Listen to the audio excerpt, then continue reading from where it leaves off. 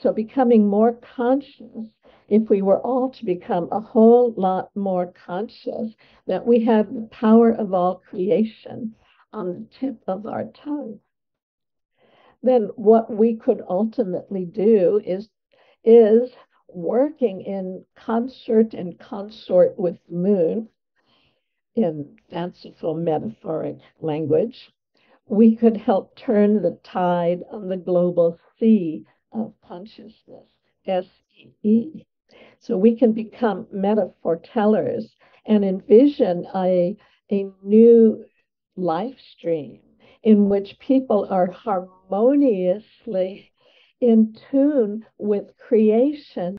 My guest today is linguistic evolutionary and educational entertainer Laurel Airica, the creator of Word Magic Global, wordplay that unravels mass hypnosis and elevates the frequency of consciousness. Now, if you've been happening to wonder what good is wordplay at a time like this, please stay tuned. For Laurel's Word Magic is a mind-bending, paradigm-shifting reintroduction to the English language that brings to light the hidden philosophy in puns, anagrams, and the symbols of the alphabet. Most people discover Laura's work through her global YouTube video, The Secret Spells of the English Language. In our conversation today, Laurel shares with us all the hidden spells in the English language, which you might be aware, but you'll be probably surprised of how many words are keeping you bound to suffering, to mass hypnosis, and how many beautiful words you can tap into to empower yourself and to free yourself from this mass hypnosis one word at a time. A big word that kept coming into my field while talking to Laurel was we are the wordsmiths of our reality. Through words, we can cut through illusion and open up new ways. I hope you enjoy this interview. Let's go for it. Laurel, Erica, what blessing to share space with you. As I was telling my partner that I was preparing for this interview, I'm always very excited. I'm always very um, prepared for any conversation I have with epic individuals. But this, especially, I feel is one of the conversations I'm gonna have that I'm really the most excited. It's like my highest excitement, which is words. English is my second language, so I was, even though I grew up with English since a young age, it's always been a second language, and I've lived in countries with English that are English speaking, and my partner is English speaking. Yet I feel I don't even know the language I'm speaking right now. After learning about your word, how there's all these other definitions and other ways to rephrase even simple word as love. And today is the day of love. It's Valentine's Day. So with lots of love and gratitude, welcome to Life Alchemy. Oh, thank you so much. What a pleasure to be with you. Thank you, Jose. So I could, I don't like to define things, but if I had to, like I was explaining my partner, like Laurel, it's a wordsmith. You know, there's silversmith, there's Jedi's, and Laurel is a wordsmith. Feel you bring a whole new awareness into words, at least into my life, and I'm sure thousands of people around the world. And it's very significant. Like words are just words without the knowledge. But one of the first things that I learned when I was going to church school was in the beginning there was the word. Yes. So the word is foundational to everything. The vibrations that we speak, field of energy that we emit through our words. Greg Braden has a wonderful program on Gaia called, I think it's Language and the Matrix, and how our words make the neural connections in the brain and connect us to the matrix, the larger matrix in which we live. And he and Dr. Bruce Lipton talk about a single word can up level or down level gene expression. And There's research being done in Russia, I believe it is, that pairs linguists and geneticists together. And they find that um, gene expression can be changed through words without knives and without cutting.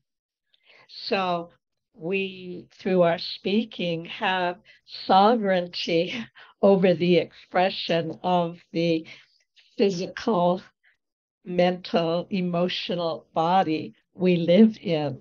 And especially, again, when we tune ourselves, holding the intention to access and embody the highest frequency of our own unique expression, then the words we speak are healing both for ourselves and for other people. So, so much more to say about that in terms of wordsmith. Um, I've played with that, and I have all sorts of little titles for myself that have popped into my head. Once I was out in a wilderness park and I asked, well, how do I define myself? And the answer came that I'm a meta-whimsical lingophysicist.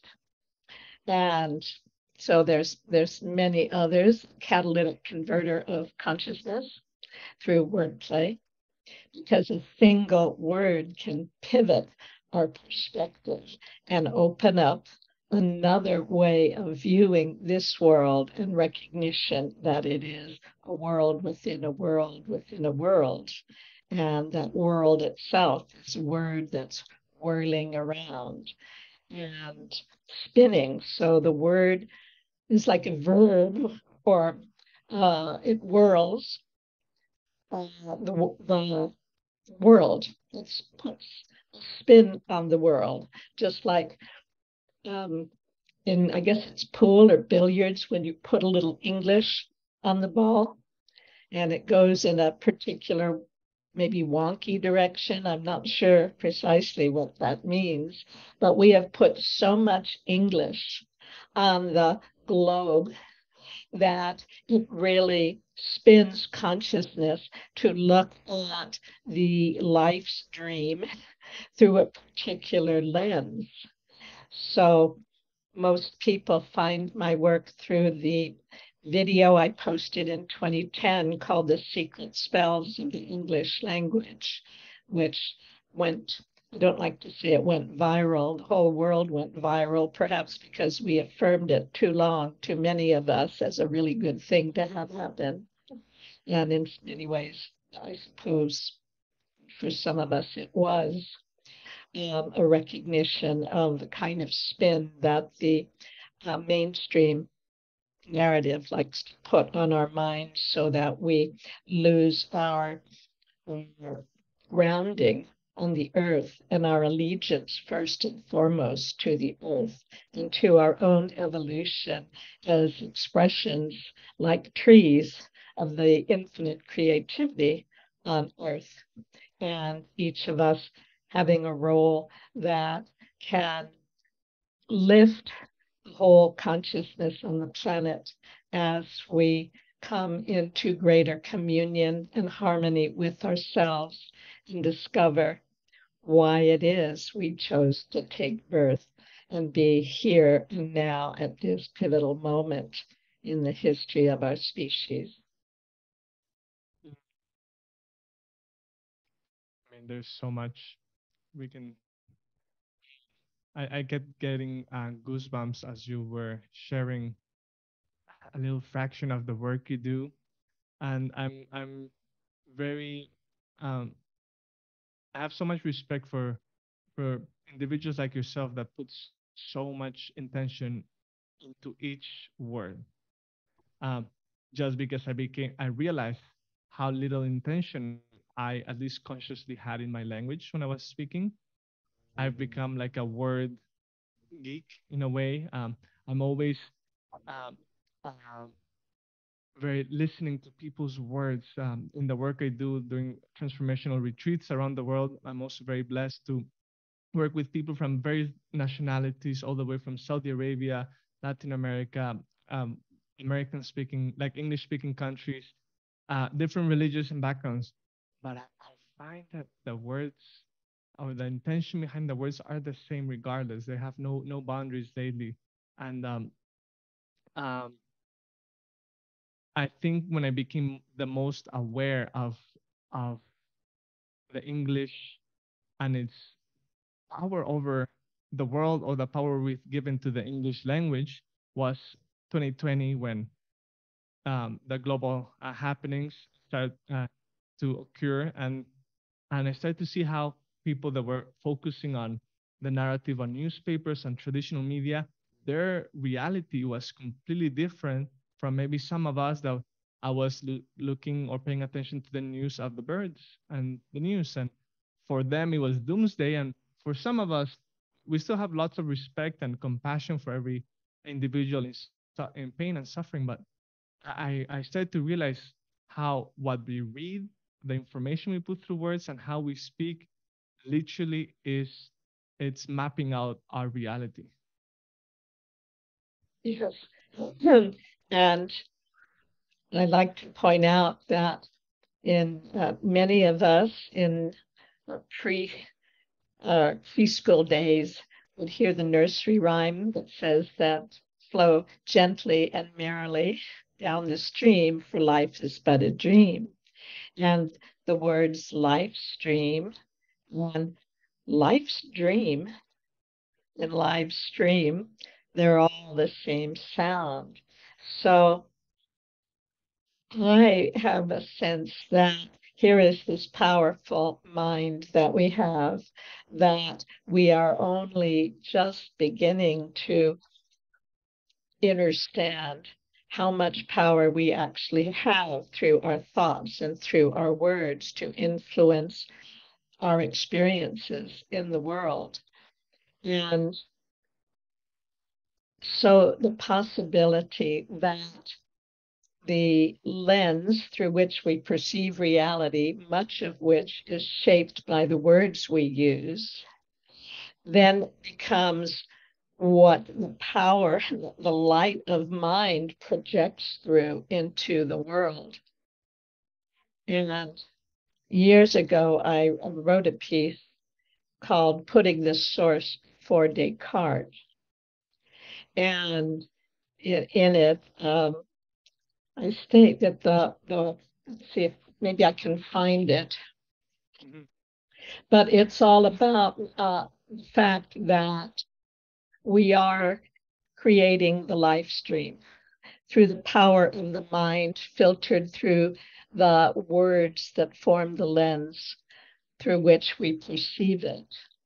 And as we see it, so be it. And the Bible says, speak a word, and it shall be done unto you. And that life and death are in the power of the tongue.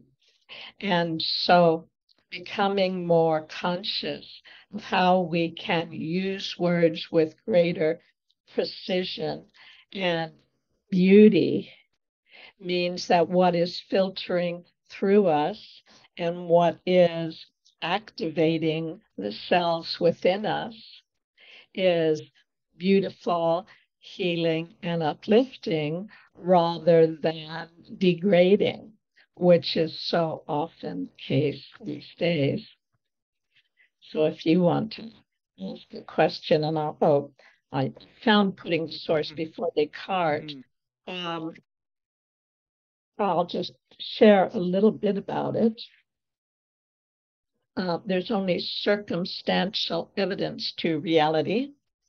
Physicists doubt it exists in actuality, which means that matter, though it's seen, can disappear as in a dream because it ultimately lacks substantiality. We may describe what can't be sensed as utter nonsense, dismissing the ethereal as wholly immaterial, but more than matter matters and has consequence, for in truth, the incorporeal is very likely more real. And it goes on from there, but this is through my book, word magic, wordplay that puts a new spin on the world. Um, so yes, speak a thing, and it is done onto us. And learning has been a big um, journey for me to remember what I know about words and not allow the voice of emotion to take over the instrument. So, Mm. What you were just sharing of how we discard that what cannot be seen as nonsense. Um, then I think the beautiful thing is that also science, even though we could go on and on talking about how science has been disregarding many of the teachings from the East or from the spiritual realms, thanks to people like Masaru Emoto saying that messages in the water he studied, how actually words, thoughts, and words can imprint and imprint water. And speaking about words, if our body, they say there's like 75, 80%. Now they're saying it could be up to the 95% water. yes, yes. We are constantly putting a message into our cells, into our DNA. But again, because conventional science disregards that which they don't understand, after the the genome project, which was billions of dollars, disregarded 98% of our DNA, saying that it was junk DNA. And I wonder, and for me, this is nonsense. This is really nonsense. Speaking of nonsense, I wonder what traits, what attributes, what superpowers are we activating or can we activate or access through wordplay? Oh, what a fabulous question. So let me go within. Well, I mean, it's been the primary source of my education. I didn't grow up knowing that I was intelligent, and like many, didn't feel like I fit here because none of us do. This is the planet we came to, especially now, to be of support for its evolution and our own evolution. So, one of the stories I like to share is walking through a beautiful park overlooking the ocean, and I just casually thought inside my head, in the direction of my invisible friends, give me a new word. And they gave me true, I don't know, I don't want to use the word definition, and I'll explain that in a moment, or meaning, and I'll explain that as well. We don't have a beautiful word to describe what that short, compact vibration that we call words, what ideas that they are carrying. So, what was revealed to me in that moment was that the true essence or formula for becoming beautiful is be you to full, because there's nothing more exquisite than the unique diamond being we are, radiating light through our multiple facets. And it doesn't, just like snowflakes and fingerprints, unique in the universe, as far as we know, being ourselves to the fullest is such a reminder to me when I'm feeling off center, or comparing myself adversely to others, that the more I know the reality of who this being is and what I have come to do, the more I am empowered to do it. So we know that words can lift our spirits and give us the courage to step forward, and they can also completely demoralize us. And Emoto's work, as you said, the photographic evidence in his books, Messages from Water, show the impact of words in different languages, even printed and taped on little pre-tested bottles of distilled water. So imagine the words we speak to ourselves, we think in our heads, we say to each other and to children. Um, at the same time, saying sticks and stones can break my bones, but words can never harm me. I mean, that is a lie. And I mean, there's so much. I wish I had a thought to, or think about, well, what are the superpowers? Power to speak a thing and have it manifest. And the more conscious we are of what we are speaking, the more beauty we can manifest in the world. So, our language is like an entree into the world. And a sense that I've had for decades is I have felt like an exile from the nature kingdom, here to help humans harmonize their speech with Mother Nature's energies so that when we speak, everything is lifted.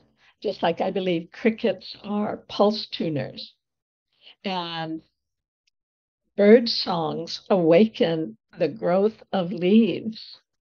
So we're all meant to be singular notes in the universe.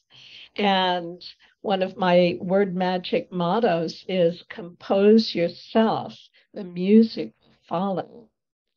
And since words are running through our minds 24/7 and beyond, becoming conscious of them, stopping them in their tracks, diverting them on another path, like positive self regard instead of the deprecating self regard, using mantras that inspirit us.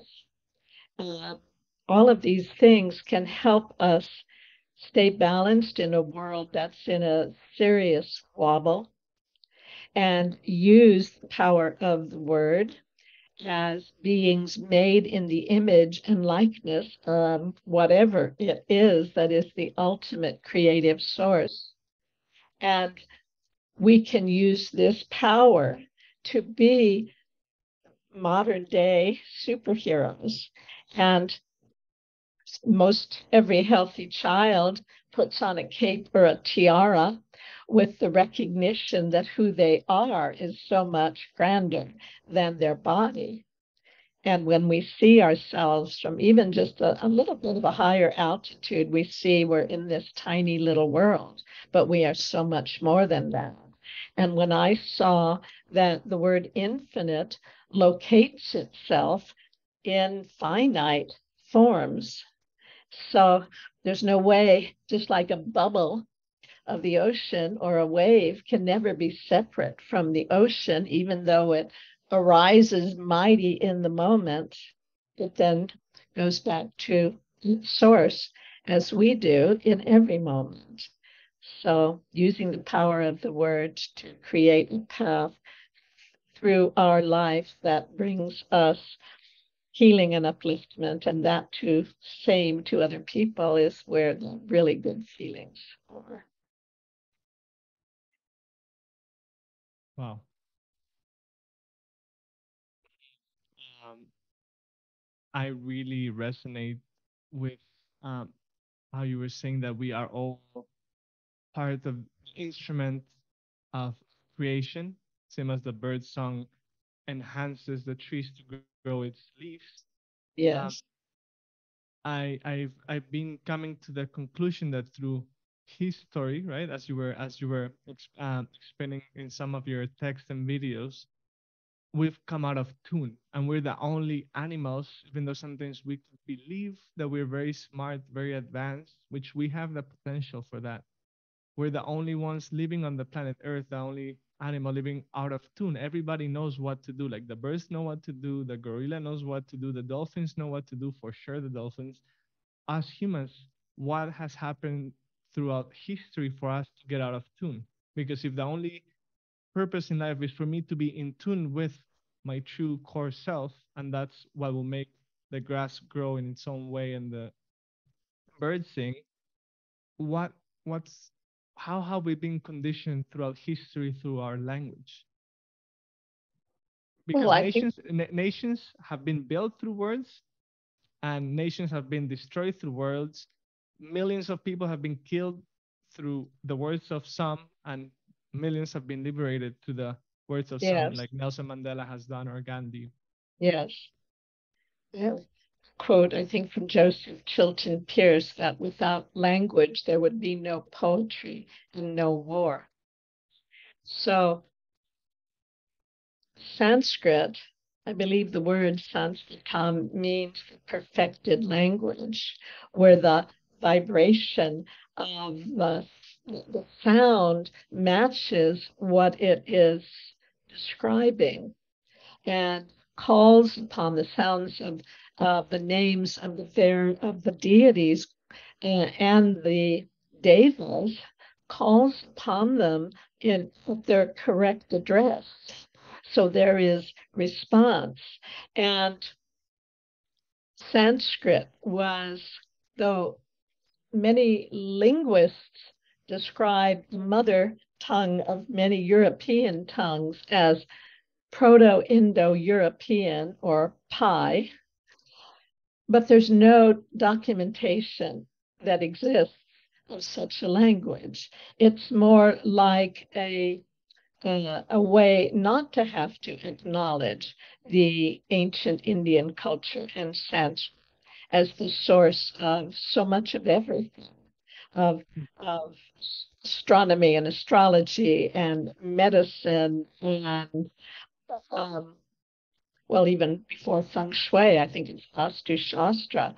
Don't know quite exactly, but it's like all of this wisdom, and there is the belief in India that it isn't a language that evolved over time and changed from what it was to what it is now. There were so many safeguards put in place.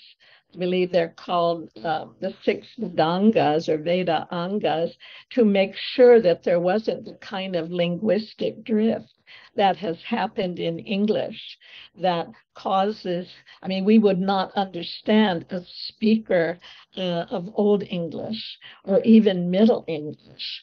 And I had, so now I'm just going to dance and, we'll see where it goes. Very early in my life, I felt very connected to the moon. And I had all sorts of questions about it. And I've had some like how do we come together with another person until we've centered the moon in our own being? And I didn't ask because everyone thought it was such a primitive question, so basic. How do you live a life unless you have the answer? And no one spoke of it. So I thought I was the only one who didn't know the answer. So that's a whole other story that goes somewhere that we don't need to go. But I simply bring it up because I've had this intimate connection with the moon. And I learned just by chance that the first English printer, I think in the 15th century, named William Caxton, said that speaking English is like people who are native speakers, it's like being born under the domination of the moon. And well, what was that? I certainly have been that, and I think we all are. And what I believe he meant was that it was so different from one shire to the next, how it sounded, that it was very mutable and like silver, and it certainly has been prone to rust.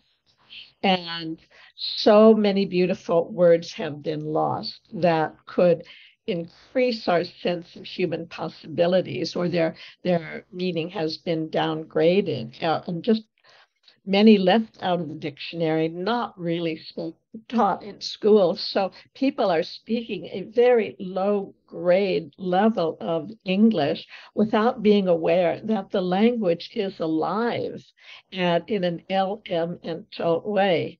It's like a energetic frequencies invoked by these symbols, carried by the symbols, and articulated through us that certainly can influence the atmosphere around us. And atmosphere is a very curious word. I mean, there are so many words in English that are betraying us. And when I put together the what I call our premier life sentence, which is we awake each morning and go off through the weekdays to earn our living at various jobs and undertakings until we come to weekend. So if people want to hear that, it's called The Secret Spells of the English Language. It's on YouTube and I posted it in 2010. But there was a big so what to me when I put that sentence together. The first was, well, the so what was, this is very curious, what could we do about it? But the other so what was, how did this come about?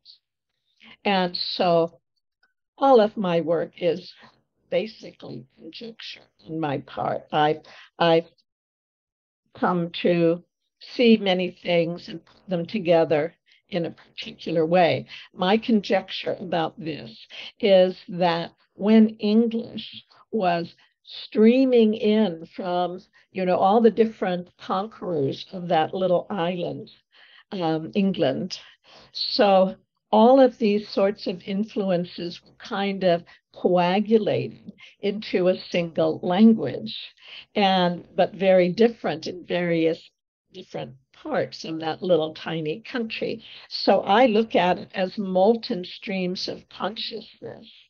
And the most powerful cultural influence at the time was the ancient church. So its vision of a universe divided by irreconcilably conflicting male superpowers, the fallen state of humanity, the misery of life, and the inferiority of women is all over the English language. And for most of us in the US, regrettably myself as well, uh, we speak one language. There's only one perception of reality, one lens through which to visualize reality. And this negative cosmology of the ancient church, I believe, was an energy that imprinted itself on the language when it was this molten stream of consciousness. So that, for instance, that life sentence that I shared, or the fact that atmosphere and nervous system, I mean, these are programs. Just about every word and the symbols of the alphabet we have thought were meaningless symbols from meaningless sounds. However, they are actually pictograms.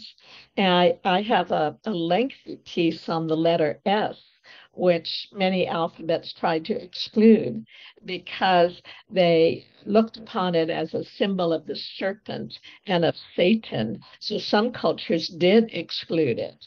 And the C with the little cedilla under it in French and Portuguese definitely is an indication of that because it's a C pronounced as S without using that letter to share. So the final thing I'll say about the moon, because I can go in so many directions, sometimes I feel a little like Alice in Wonderland, or more likely than Cheshire Cat, because so many directions one can take when talking about words. But recognizing the moon as force that controls the tides, and our moods control our thoughts, and our thoughts can control our words. So becoming more conscious, if we were all to become a whole lot more conscious that we have the power of all creation on the tip of our tongue, then what we could ultimately do is working in concert and consort with the moon in fanciful metaphoric language, we could help turn the tide on the global sea of consciousness, SEE.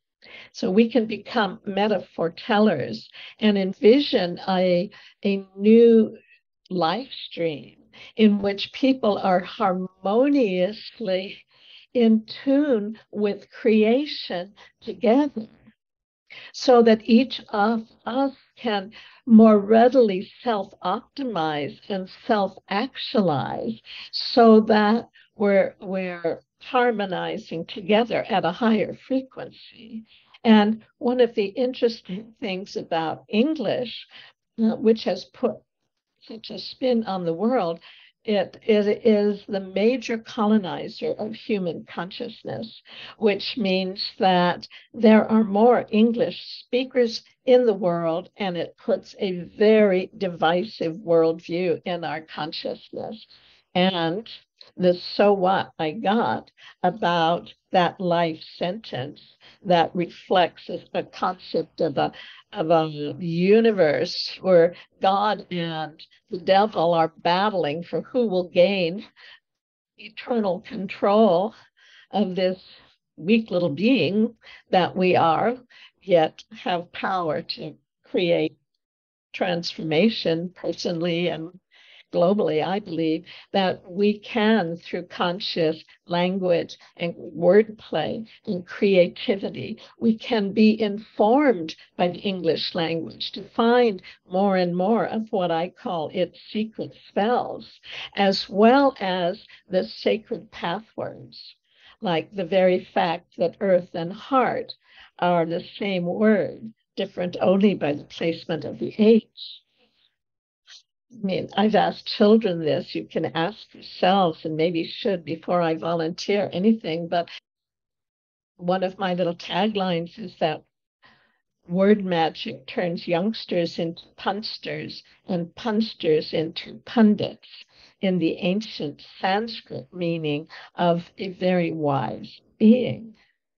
And children are certainly very wise beings because they haven't been programmed.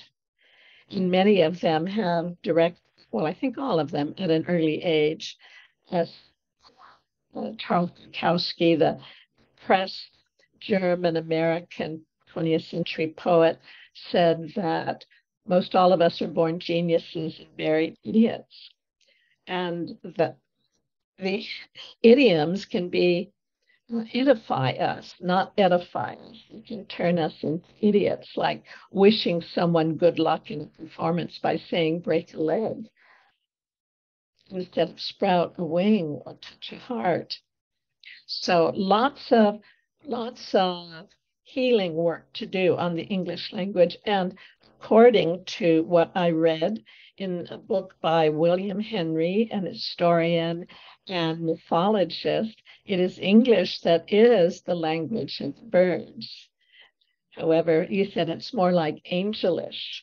I mean, this is our moment. We are here because this is the moment. We can envision extraordinary self actualization and conscious unification with infinite love, intelligent power, and start using it as metaphor tellers, where we are foretelling the future. We are talking about the beauty of what we are creating, where it truly is a commonwealth of communities of varying sizes, where everyone is contributing their wealth of beauty and wisdom and insight and knowledge and all the ways they've cultivated it and unfolded to the great for the greater good of all, and then everybody prospers with a very healthy body. I love how you share this excitement and through all these different routes and journeys that words can take you and are taking you and you're taking us to them.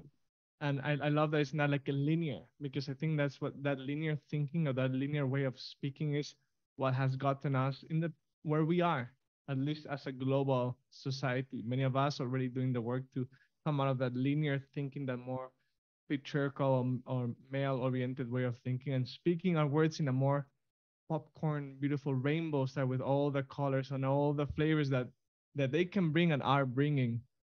I I resonate a lot with how you're connecting this with Sanskrit and the yogic teaching philosophy, science. For me, it's the yogic science of self-realization has been a very important topic for me in recent years as well, because Ramahasa Yogananda was saying that, as a matter of fact, Sanskrit is connected. Each letter of Sanskrit is connected with our nadi system, and our nadi system is all birthed from our crown chakra and our brain. So literally every word is connected to a part of our energy body. So, and this is scientific yogic teachings, which maybe we don't have the tools to measure everything right now, but I keep saying science is catching up to the ancient ways of our teachers. Um, Well, just to interrupt you for one moment, if you please will not lose your place. I have a quote somewhere by the 20th century physicist. Maybe he lived into the 21st. No, John Wheeler saying at the end of all my mathematical equations, I expect to find a rishi. yes. In science, so much the slow younger brother of mysticism. So to have our most advanced science come to his recognition that the ancients knew all this before. They knew all this before, for certain. And in this podcast, this is like life alchemy, and the work I do, like as you were saying, how can, when somebody asks me like, what do you do, like it's so broad but at the same time so simple, and it was like life alchemy, like through our thoughts, feelings, actions, words or actions, and making our actions meet our words, we become the alchemists of our life, and thus creating the life that we have envisioned or have been dreaming for so long. And Yes. words are like the magic potions. Sometimes people come to work with me and they're like, how can I, they expect to get, I don't know, like a jar of some magical potion, or, and yeah, there's plant medicine, there's so many, there's yogic techniques of breath work, or you can put your foot behind your head and access certain information.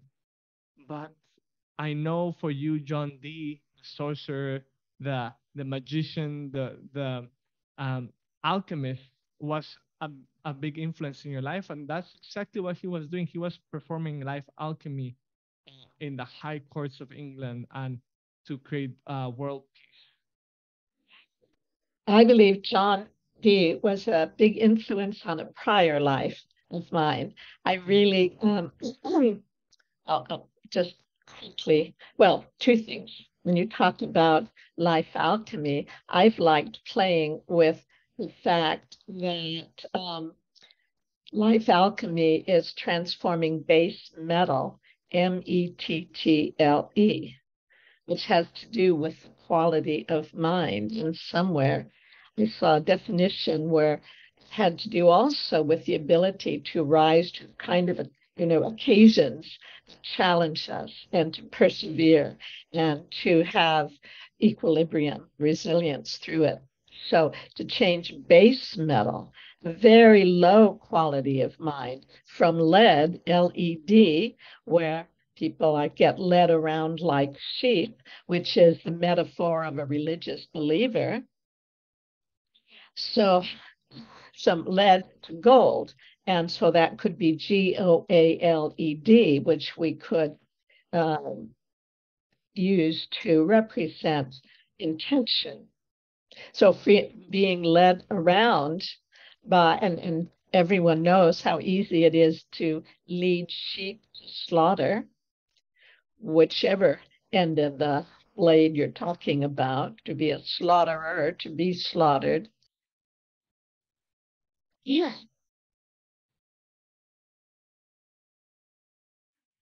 So to let go of looking outside ourselves for someone to lead us in the right direction, as if they could possibly know where we're meant to go as unique beings on our own path, which we, from what I've read, probably contributed to creating. So prior to our life in this incarnation, so John Dee and me, I wrote what I call my fairyography, which is about an elemental being who goes through the looking glass into this dimension and has to deconstruct the language to find her way back home again. And deep into it, I wanted a wish granting poem. And I wanted it to have magical syllables like bibbidi bobbidi boo, but I wanted them all to have content, not just sound. So, first two stanzas came very quickly. With cryptic Kabbalistic tricks, I fix elixirs that equips linguistic mixtures to transfix. As fertile verbal herbalist and hypnotist gibberish, I stir within my crucible all elements reducible to simple symbols that eclipse the prospects of apocalypse. So when that came through, I wondered, well, what's prospects for apocalypse doing in my pretty little fairy poem? But there it was.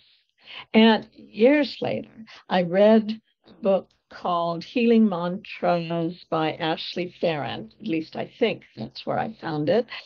He spoke about in the court of Elizabeth I, John Dee was the most educated in all the arts, the esoteric arts, the sciences, and anyone else in her court. And there was the belief at the time that structured metered verse paired with sound, beautiful music, could calm hostilities. And we certainly know that. Beautiful words, beautiful music help us relax. So he was working with a cabal of French and English poets to create just such verse as like a secret weapon for world peace. That's how, anyway. So when I read that, I said I was there. And that's why I believed when I was 3 or 4 that I now know all the words in the English language. I came in very tuned to it and doing this work. So I have not really looked at the work of John Dee. And so the influence, as I said, was prior to this life. Yeah, sometimes we What don't was have that a word? Beg your pardon? Yes. sometimes we don't have to research anything to remember. Thank you. And that reminded me of a wonderful word about memory that is the perfect example, as far as I know, of a word that when we know it, it enhances our sense of access that we have to all that we are, past, present, and future, if time can really actually be measured that way. But the word that talks about it, it still exists, but its second definition is laughably degraded. The first is soul's recollection of what it knew from a prior lifetime. And usually when I look it up, it's supposed prior lifetime. There's quote marks around it because Christianity took the idea of reincarnation out of their sacred texts a long time ago. That and karma, or we would be living in a very different world right now. Yes. So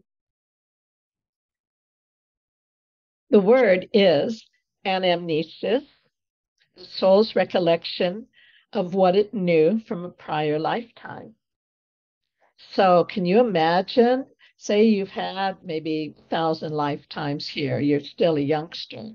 But wow, did you learn a lot? And did you on so many levels? And how about just inviting all that collective wisdom to presence itself in our awareness so we can draw upon it when we need to, and of course, augment it through everything we're interested in studying. The second definition is anamnesis, this glorious vision of possibilities.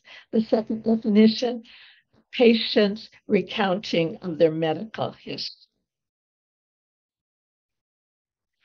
Like so different at the same time, huh?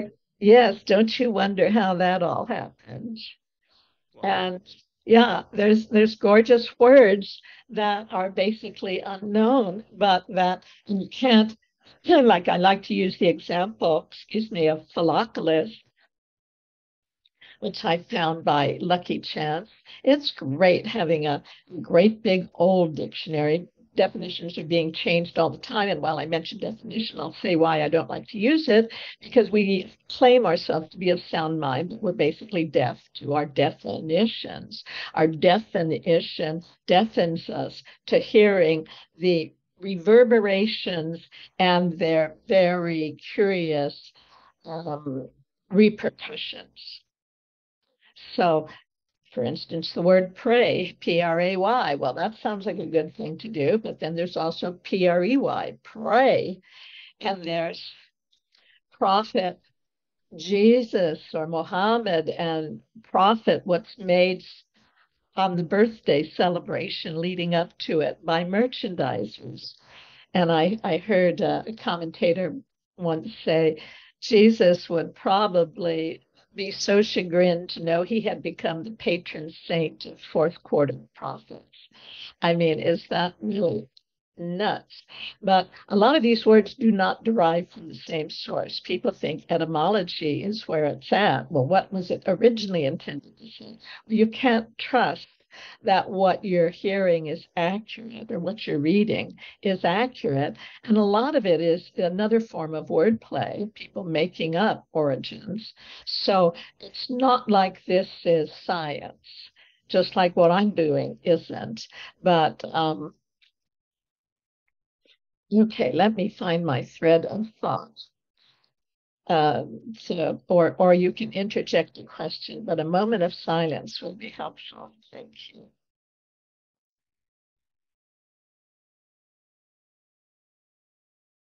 So, as it turns out, English is the language of the birds, and we can tune it up.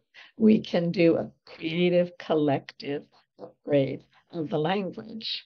And I have a vision for it of a literary lotto where people will be incentivized with profit motive, meaning both forms of profit, and to ask inwardly and download new words, phrases, symbols, sounds, and metaphors that can convey a higher frequency of consciousness in our communications because English can't hold it. We don't have the word to possibly conceptualize possibilities. And so a higher frequency of consciousness in our communications and inspire a greater frequency of kindness in our interactions. For the way I look at the earth heart paradigm, same word, placement of the letter H, is that the purpose of life is not to get ahead of everyone else in the human race. It's about getting a heart full of love for everyone. For the first and foremost antidote to the global warming of the earth is global warming of the heart.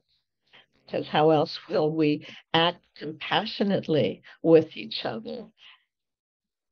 Anyway, definition. I don't like to use the word definition because we have been deaf to our sounds. And the word meaning, what does the word mean? Well, what does the word mean? And I have a little list here.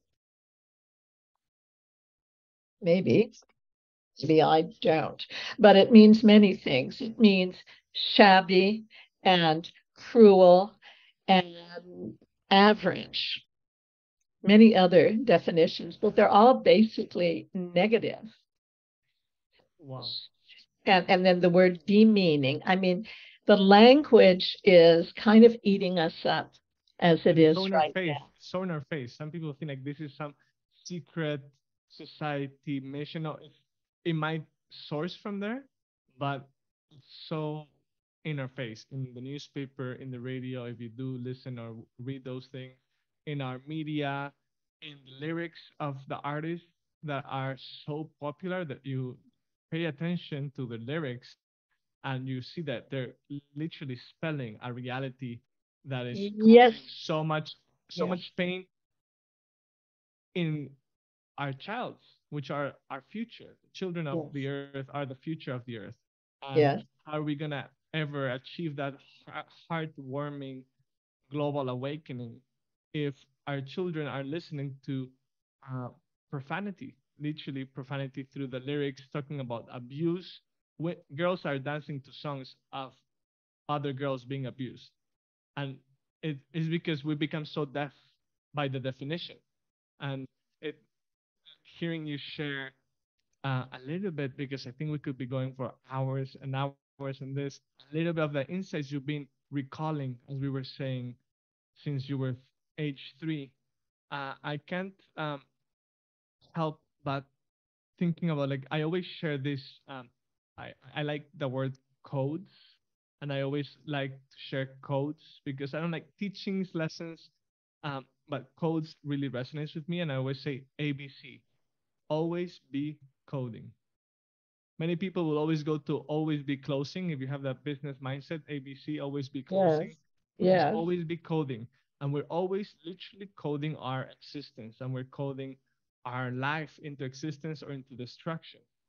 Um, but I know we've been talking that there's this virus in our coding, and how what would be a very tangible way to reclaim back our coding, because everybody's coding, even though most are not aware. Everybody's coding. So from the work you're doing with people, you're working with thousands of people around the world. You've lived in different places. What could be a very tangible way for somebody to start reclaiming their life through their words? Such a beautiful question. Thank you. So, just to complete the little sketch of the literary lotto, where people, anyone can do this now, just start opening and asking for a new word, a new phrase that promotes beauty and not beast. And that's what we're looking to enrich. And we can do it. Give me a new word. Like once, I mean, it's so much fun because words are these electromagnetic vibrations, and each syllable can scintillate. And we can create this kind of energetic massage of our own uh, body, mind, being, and for other people when the words are beautiful and musical. So the literary lotto, people will be incentivized through the profit motive to download and send in uh, phrases and such, and those that we decide we like well enough to market them. The person who received them will be honored, and the proceeds from the marketing will percentage certainly go to the one who received this. And part of this is to incentivize inner listening for many things wider than bringing in a word. But in terms of the power of a word, many people still remember when the phrase something like commit random acts of kindness and acts of senseless beauty. So I was looking that up once to find out where it originated. And the story on Wikipedia was there was a woman in a cafe in Sausalito writing on a napkin. And who knows how it spread throughout the world. But people, strangers, were doing acts of kindness, like going on a toll bridge and paying for the person behind. And I mean, it was a contagion of kindness. And I mean, if you just imagine where everywhere you turn, you're going to meet with kindness, Are you going to share kindness with someone? Again, it's an energetic massage for which I invented the word metatranssensuous supersexual parahedonism, which is about the exquisite pleasure that comes through loving kindness. And okay, I can probably dance my way back in terms, yes. So playing with words, asking inwardly for a new word. I mean, I have gotten a lot of mileage on single words or single rhymes. I know a lot of my work by heart because playing with the magnets of rhyming words, I posit an electropoetic force brings them across continents, cultures, and centuries to come into the same vibration, like PRAY and PREY, or words that are just so exquisitely, scintillatingly quintessentially magic and have like super vitamins, and Sanskrit is filled with them. English, we can begin to upgrade this language of birds, this ancient language of the birds, word by word, phrase by phrase, and very helpful to have a team to work with, so that we can put together this vision into reality. So It's happening. It's it is already happening. happening.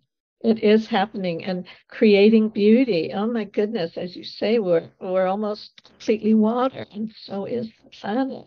So if beauty is what is coming out of our mouths, and we're creating beauty on t-shirts and bumper stickers or whatever, that inspires the best instead of the beast in us all. I mean, my goodness, how quickly we could do that. I guess there's probably the biggest um, blockage or the biggest thing probably separating people from taking action or embodying these teachings, as far as I've witnessed so far, is the mindset of owning your life, because it's so easy to blame others, blame the world, and expect others to save us or to fix the world. But something so simple yet not always so easy as reclaiming our words is the best way to save not only ourselves but also the world. Uh, so I think the work you're sharing, which is like first of all, be open to new ways of understanding the language, as you were saying, meaning and definition. They're mean and it makes you deaf by the own sense of the word. So I think the first step, as I'm understanding, is to be open to the magic of words, allowing new words to land, and also letting go of our interpretation of other words that most definitely were passed down by generations, our parents, society, the system, and healing through the power of the word. Yes, yes. Well, when you talk about the generational misuse of language, um, so often someone will say to another, "How are you?" And the other person will say, "I can't complain." Or, "How do you like this?" "What's not to like?" Not too So, bad. yeah, not too bad. Exactly. So we're downgrading ourselves. We're talking us our way into a very low level of living I'm when we, excited for the weekend, right? yes, exactly. So I can get progressively weakened. And until, as you may know, some people in Britain call a decade a decade. It's like in the Bible it says the handwriting was on the wall, but today it's all over the language. But we're taught to ignore the obvious. And in fact, the word, we are oblivious to the obvious. And the difference between those two words is just li. They're the same word with a lie in between. And we're so So, oblivious that we will turn on the TV to program ourselves. Like it's our responsibility. One thing is that somebody's pulsating it, but we are responsible for what we program ourselves with or what we liberate ourselves with. But people yes, literally we get a remote and we choose how to program ourselves. It's so in our face. it is. I think in order for a lie to sustain itself, it has to have an activating element of truth in it. And if you look at the word a lie, two words, and then put them together and add a V, which is like a wedge, the tip of an arrow, um, lands in the right place and a lie becomes alive. So it needs that energy of truth to have the activating power of spirit, I guess. And so, yeah, I mean, we're inside a serious program here. It's so all pervasive. Our whole bodies are programmed in it. The economy is programmed in it. Native English speakers in the U.S. have lost much of their skill with it. Very few have a recognition that it is alive and talking to us all the time, informing us in all sorts of ways through symbols and sounds that we may or may not hear. Even our medical uh, institutions, which when as far as you know, when you become a doctor, you you you hold yourself as as as a standard of health. Somebody comes as your patient, which has to be like very patient. I'm understanding now to learn that they have a disease, and it's so disempowering. Like this, Mr. X, you have a disease, and I understand that we also don't have to avoid what is happening. We could always say like there's a energetic misalignment. There's a key out of tune, but as soon as Oh, you say you're a disease, it's like you have a problem. Now you're my patient, and you need me to help you. It's like so disempowering. completely. The healthcare system is not about preserving health, but compromising it and creating dependency on chemicals. Better living through chemistry was a advertising motto of some company years ago. So chem we are under an alchemical spell. We're in a language that's all turned around. Um, in my fairyography, my character Philomela Nightingale says I was born in upside down town to the king and queen of backward land. I spoke a foreign language which they had to just to understand. The king was sowing sorrow and the queen was reaping grief. I held my dreams but lost my way, confused beyond belief. So I have long looked at this dimension as backward land. And then in a wonderful forward to a wonderful book called The Way of Weird, Tales of an Anglo-Saxon Sorcerer.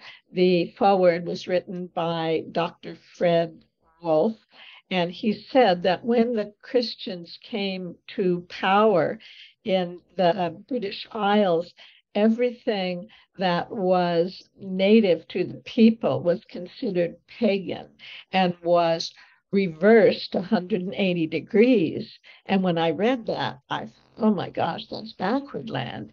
And it said that this affects everything in your world today, including your language. So we can tune it up. I have my word magic anthem is called Taking Command of the English Language. It's also on YouTube. I recorded it at the same time. So, in my website, wordmagicglobal.com, I will soon have posted on it the beginning of the vision and opportunity through the Word Magic Literary Lotto. So please check it out, stay attuned, and make music in your ordinary speech. And so blessed to know that there's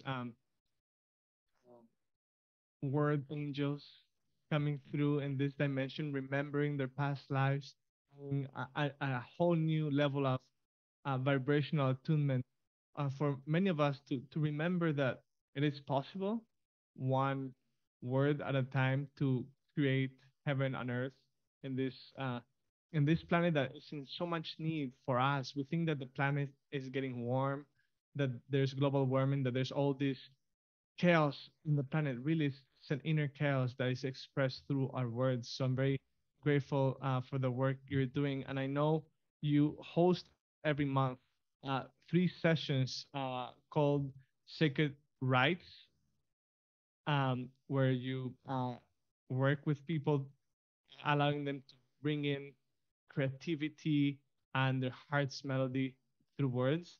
But I know you have a new Beautiful. offering coming up in 20 this year, 2023. Yes, I will once again be sharing uh, making light of the English language in support of our collective evolution. And it's a 4-part class.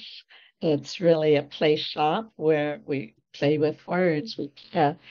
I introduce secret spells, and others share the ones they've found, and the same with sacred passwords, words like, well, disease or his story. It's like a password, but more in terms of, for me, really beautiful, that you can't have a planet without plants. See, all you need is an E, which is the initiator of evolution, as we know in our story about Eve and Adam in Eden, attacked by evil. And now we're hit e-commerce and e-business. E is the most used word used letter in the alphabet, and it's also obviously something that eases our way forward if we allow it to do that. Which I know you have a whole ebook that anybody listening to this, you can download totally for free. There'll be a link on the description for this video. Uh, I just want to share with you something very special. We were in Egypt in the Temple of Man, which is the Temple of Luxor, and we were with a group this past December. We're in the center where it's like supposed to be like the heart area, the chest area of the temple. And we were standing there, and suddenly, like, we realized what the word mystery meant. And it makes so much more sense understanding the awareness you bring into his story. History is Yes, almost their story, it's the story we've been given or sold, and mystery is my story. yes. And I love how the work you're doing, it brings so much mystery into life, so much magic, so much spells, making my story so much uh, more abundant, so colorful. Thank you. Thank you. Mhm. And yeah, I don't know if we have another few moments. Mhm. Mhm. Yeah. So, what you brought up, because I also hear Miss Tree, and a young girl, wanted to marry a tree, and someone in my writing group who remembered her whole lifetimes at the age of 5, she told her mother she wanted to be a tree. I, they're so rooted, and they are such expressions of nobility, and we can be that as well. So here's a little piece, not too long at all, called Metapoetic Logarithm. As a daughter of my mother tongue, I'm old as earth, thus ever young, and blessed with alchemistic gifts to write transforming hieroglyphs and speak whenever she elects those elemental dialects by which the savage beast is charmed and human animosities disarmed. But to do so, I first turned to the moon and I asked to be filled with her lovely light lamp, her lambent light love songs and sylvan refrains, her kinetic, prophetic, alphabetic poetics, with their hologrammatic, logarithmic, magnetics, and ecstatic electrophonetics, has the power, I am told, to alchemically unfold, changing base metal from lead to gold. Not quite perfect. No more flimsy whimsy for me, or slight gimcrack knacknery of decorative frivolity will I pass as poetry. No paraphrastic skimble scamble, nipperty tipperty, sham preamble, niminy piminy, something gamble will I pass off as my verbal gambles, but rainbow rhymestone incantation, metamorphic meditation. My goodness, I thought I could remember it. It's in my book. Will I pass off for my incantations, but rainbow rhymestone sound sensations, incandescent incantations, metamorphic meditations, inviolate communication, inscribed in such electric writing that hearts unite, souls ignited.